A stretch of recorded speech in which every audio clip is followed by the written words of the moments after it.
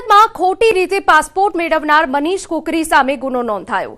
પીપલોદના રત્ન આસ્થા બિલ્ડિંગનું સરનામું દર્શાવી ખોટી રીતે પાસપોર્ટ મેળવનાર મનીષ કુકરી સામે ગુનો દાખલ થયો। મનીષ કુકરી 22 ગુનામાં સંડોવાયેલો છે। જો કે પોલીસ વેરિફિકેશનમાં પણ ગુનાની વિગતો બહાર નહીં આવતા અનેક તર્ક વિતર્ક સર્જાયા હતા। સમગ્ર મામલો ગુસ્સી ટોકની તપાસમાં સામે આવ્યો।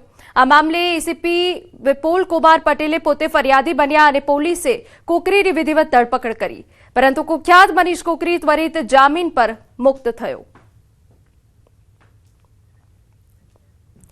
ભાવનગરના ઉમરાળાના પરવાડા ગામે એક દીપડો કૂવામાં ખાબક્યો હોવાની ઘટના બની। આ ઘટનાની જાણ કરતા જ ઉમરાળા ફોરેસ્ટ વિભાગનો કાફલો તાત્કાલિક ઘટનાસ્થળ પર પહોંચ્યો અને કૂવામાં ખાબકેલા દીપડાનું વન વિભાગ દ્વારા સફળ રેસ્ક્યુ કરી દીપડાને હાલ તો વન વિભાગના રેસ્ક્યુ સેન્ટરમાં ઓબ્ઝર્વેશન માટે મોકલી આપવામાં આવ્યો। પરવાડા ગામની સીમમાં એક ખેડૂતે વાડીમાં આવેલા કૂવામાં દીપડો પડી ગયો હતો।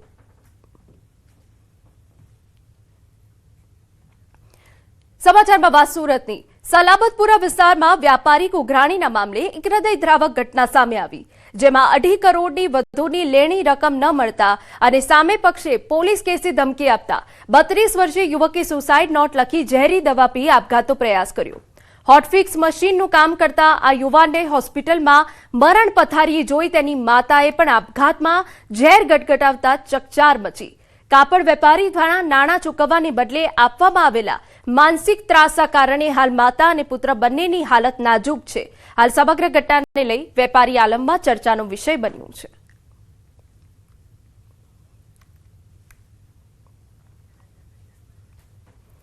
સમાચારમાં આગળ વધીએ। ગાંધીનગરના સેક્ટર 7 વિસ્તારમાં પૈસાની લેતી દેતીના વિવાદને લઈ થયેલા ફાયરિંગ અને હત્યાના પ્રયાસના કેસમાં પોલીસે ઝડપીને કાર્યવાહી કરી છે। ગુનાનો ભેદ પણ ઉકેલી લીધો છે। એલસીબી અને સર્વેલન્સ ટીમની સંયુક્ત કામગીરી દ્વારા ગણતરીના કલાકોમાં આરોપીને ઝડપી પાડવામાં આવ્યા। સીસીટીવી ફૂટેજ અને હ્યુમન ઇન્ટેલિજન્સના આધારે વાહન સાથે 3 આરોપી ઝડપાયા। જીતેન્દ્ર રાઠોડ, મહેન્દ્રસિંહ જાડેજા અને મિતેશ દેસાઈને ઝડપી પાડવામાં આવ્યા। પોલીસે વધુ તપાસ હાથ ધરી છે। ગાંધીનગરના ગર્ભ સર્કલ પાસે પૈસાની લેતી દેતીના એક મેટરમાં ફાયરિંગનો ઇન્સિડન્ટનો બનાવ બન્યું હતું।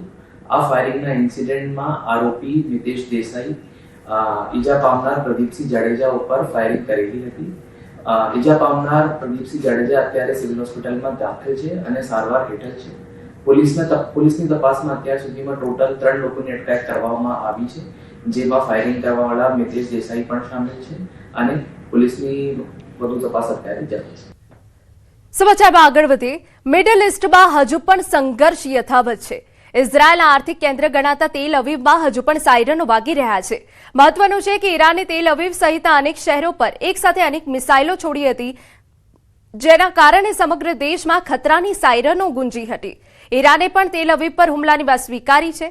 હુમલાની તસવીર ન્યૂઝ 18 ગુજરાતીના કેમેરામાં કેદ થઈ। तो बच गया है फिर से यहाँ पे सायरन और अब लोग बंकरों में जा रहे हैं।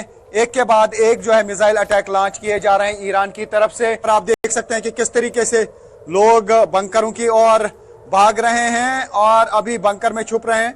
तो ये आप देख सकते हैं जोरदार अटैक लॉन्च किया गया और ऐसा लगता है कि ये क्लस्टर बॉम्ब है। ये देख सकते हैं आप, ये क्लस्टर बॉम्ब का इस्तेमाल फिर से किया गया है और ऐसा ही लगता है कि बिल्कुल हमारे सर के ऊपर से ये आ रहा है। तो बिखर रहे हैं ये बॉम्ब, बिल्कुल नीचे आ रहे हैं। जैसा कि आप देख सकते हैं फिर से क्लस्टर बॉम्ब का इस्तेमाल किया गया और अब होंगे जोरदार धमाके।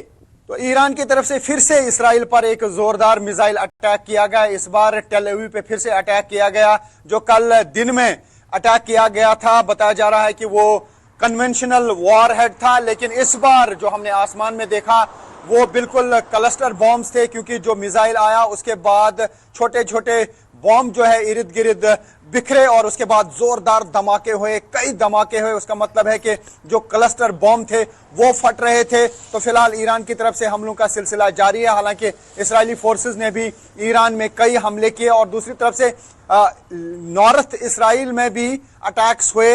हिजबुल्लाह की तरफ से करीब 38 रॉकेट्स दागे गए नॉर्थ इसराइल पर। वहां पर एक महिला की मौत हुई है और कई लोग जो हैं वो घायल हुए हैं। 38 रॉकेट्स दागे हिजबुल्लाह ने नॉर्थ इसराइल पर, और अभी अभी जो हमला ईरान की तरफ से किया गया वो टेल अवीव पर ये मिसाइल दागा गया, और हमने देखा कि ये क्लस्टर बॉम्ब था। कन्वेंशनल वॉरहेड का इस्तेमाल कल टेल अवीव पे किया गया था, और अब फिर से ईरान की तरफ से क्लस्टर बॉम्ब्स का इस्तेमाल किया गया। સમાચારમાં વાત હવે સુરતથી કરીએ તો શહેરમાં માનવતાનો અત્યંત સ્પર્શક અને પ્રેરણાદાયક બનાવ સામે આવ્યો, જ્યાં માત્ર 144 કલાકના નવજાત શિશુ પાર્થ દ્વારા અંગદાન કરાયું। પાર્થ નામના નવજાત બાળકને ગંભીર આરોગ્ય સમસ્યાના કારણે હોસ્પિટલમાં દાખલ કરવામાં આવ્યો હતો। સતત સારવાર છતાં ડોક્ટર્સ દ્વારા તેને બ્રેઇન ડેડ જાહેર કરવામાં આવ્યો।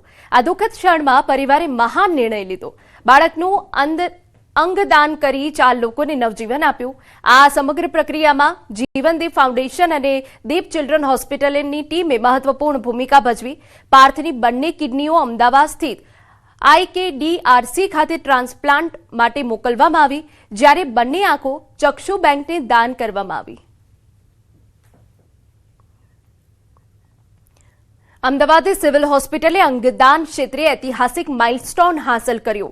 છેલ્લા 5 વર્ષમાં 1000 અંગો તથા પેશીદાન થયું। ગુજરાત અને દેશમાં અંગદાન ક્ષેત્રે મોખરે સિવિલ હોસ્પિટલ 27 ડિસેમ્બર 2020 થી શરૂ થયેલા અંગદાન કાર્યક્રમને માત્ર 5 વર્ષ અને 87 દિવસ પૂર્ણ થતા કુલ 1000 અંગો તથા પેશીઓનું દાન પ્રાપ્ત થયું। આ ઐતિહાસિક 1000 નો આંકડો સંખેડાના 60 વર્ષીય રમેશભાઈ બાબુભાઈ તડવીના અંગદાન સાથે પૂર્ણ થયો।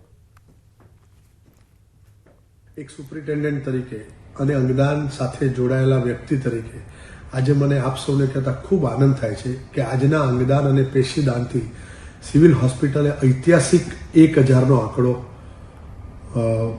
દાન તરીકે મેળવ્યો છે।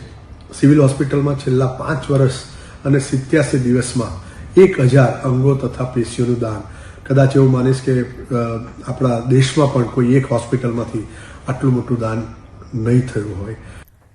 हिंदी में कहेवत छे, कोशिश करने वालों की हार नहीं होती। जो तमारामां कंई करवानी धगस छे तो सखत मेहनत करी तमारा लक्ष्य सुधी जरूर पहोंचशो। वात छे सुरत पांडेसरा विस्तारमां रहता कौशिक मिश्रानी। आर्थिक तंगी वच्चे पण कौशिके हार मानवाने बदले मेहनतनो मार्ग पसंद कर्यो। कौशिकना पिता फ्रूट वेन्डर तरीके मेहनत करी परिवारनुं गुजरान चलावे छे, परंतु वधता खर्च अने मर्यादित आवक वच्चे भणतरनो खर्च उठावવો मुश्केल बन्यो हतो। कौशिके भणतरनी साथे साथे तेना पिताने मददरूप थवानुं विचार्युं। कौशिके बिलाना शरबतनो स्टॉल शरू कर्यो, जे આજે તેના માટે આવકનું મુખ્ય સાધન બની ગયું। દિવસ દરમિયાન અભ્યાસ અને બાકીના સમય શરબત વેચવાનું, આ રીતે કૌશિકે સમયનું યોગ્ય સંચાલન કરી પોતાના સપનાઓને જીવંત રાખ્યા।